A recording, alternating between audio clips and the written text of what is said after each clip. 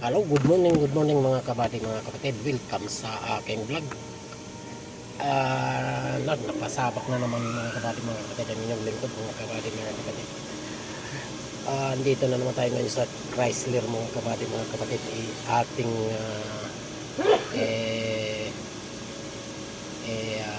calibrate yung front radar mga kabady, mga kapatid. Aywan ko lang kung madali ito sa ating mahiwagang rinpok mga kabady, mga kapatid. So tara, samahan nyo ako mga kabady, mga kapatid. Ito yung ang lumabas sa mahiwaga nating readbook mga kabady, mga kapatid. Ayan.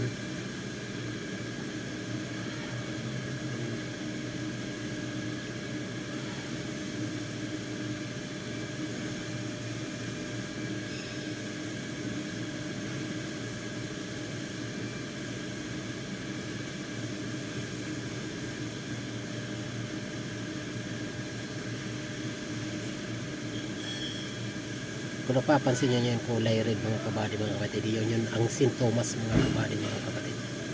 So isa-isahin natin itong mga kabady, mga kapatid.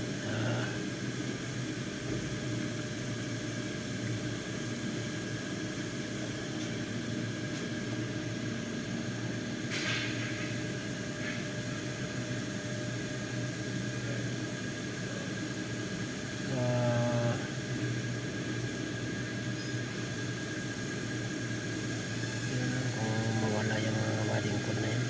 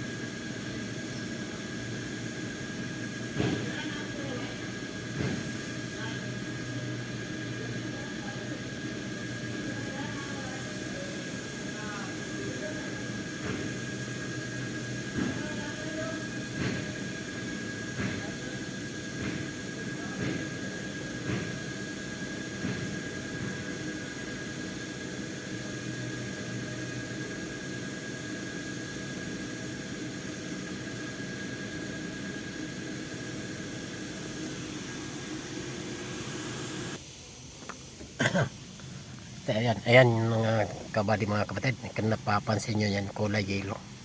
Yan ang radar mga kabady, mga kapatid. Yan. Nagpalit ako ng bago.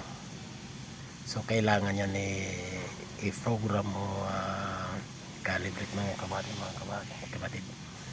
So yun ang ating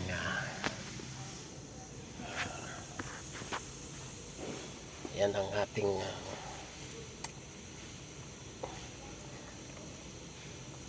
pasabak na naman ang inyong lingkod mga kabady, mga kapatid. Ang problema yun ay mayroon kasing alam nyo mga kabady, mga kapatid, mayroon yun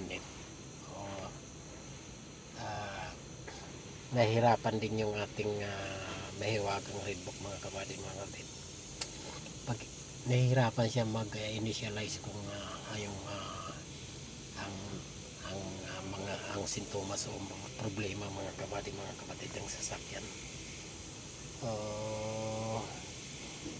Kailangan mo pang maghintay ng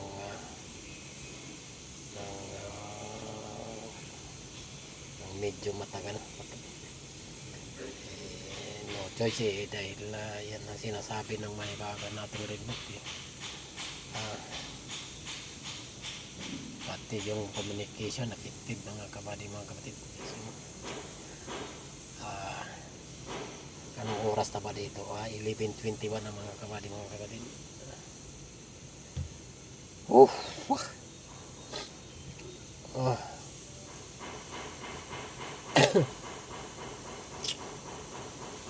Yeah.